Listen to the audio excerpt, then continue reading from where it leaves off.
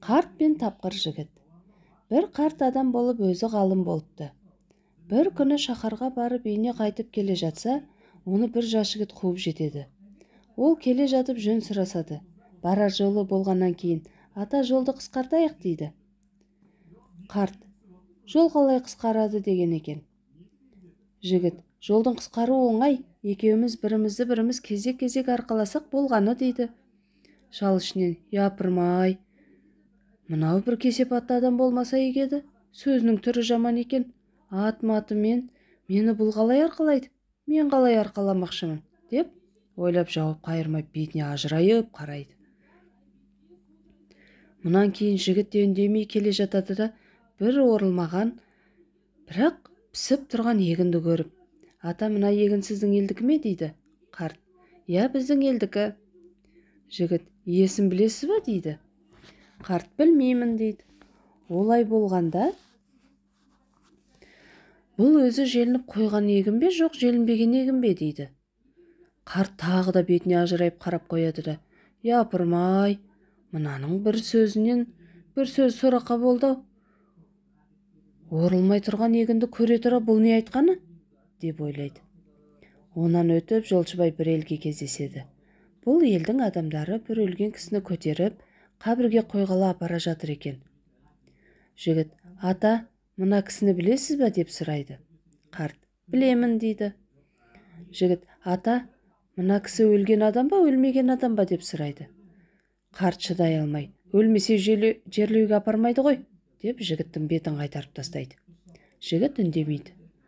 Көтеріп келе жатқан табыттың қабірі де жолда екен. Бұлар қабіршілерге келеді де, солармен бірге өлікті қойса бастайды. Бұлай шыққаннан кейін, ата, әлгі кісі өлмеген екен дейді. Я Құдай, мынаның кесапатынан құтқара көр. Көрге көміп тастаған адам өлмей ме екен? Бұл не деген ақымақ, дейді қарт ішінен. Күн кеш болады, екеу қарттың үйіне келеді.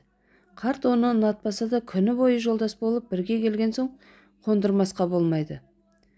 Қонағын үйіне кіргізеді де, бойжеткен жалғыз қызы бар екен, соны оңаша шақырып алып, шырағым, менімен бірге үйге бір жігіт келді.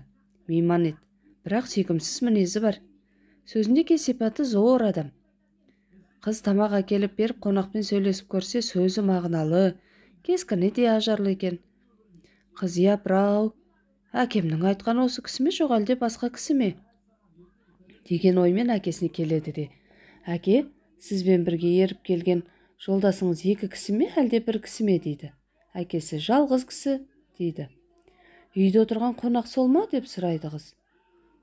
Әкесі, иә, сол дейді. Қыз, сөзінде кесапаты зор деген адамыңыз осы болса, мұнан қандай кесапат көрдіңіз дейді. Қарт, ойбай шырағым, оның күні бойы сөйлеген сөзінде кесапатсыз бір сөз жоқ. Әуелі жол қысқартайық деді. Мен жол қалай қысқарады деп едім. Ол бір-бірімізді кезек-кезек арқалайық деп отырды. Ол мен оны қалай арқалаймыз деп ойладым. Мұнысы былай тұрсын, онан өтіп пісіп тұрған егінге кез келіп едік. Ата, мына егін желініп қойған ба, желінбеген бе деп сұрады. Орылмай тұрған егінді кім жеп қояды, дедім мен. Бұл мұнымен тұрсын, бір кісі өліп табытқа салып қойғалы апара жатыр екен, соны көре сала, ата, мына кісі өлген бе, өлмеген бе дейді. Онан шығып келе жатыр едік. Ата, жәнегі адам өлмеген екен, деді. Міне, мен оның осындай 4 кесепатты сөзін естідім дейді. Сонда қыз тұрып, әке, бұл сөздер кесапатты сөздер емес, зор мағыналы сөздер. Сіз оның айтқан сөзіне түсінбеген екенсіз. Оның бірінші кезек арқаласып отыралық дегені, кезекпе-кезек әңгіме айтып отырайық, жол қысқарсын дегені.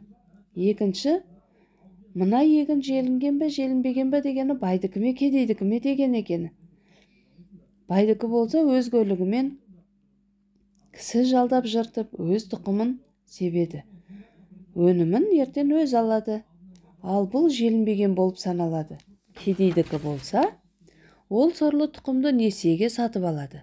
Жерді көлік жалдап жыртады да түскен өнімін борыштан аспайды.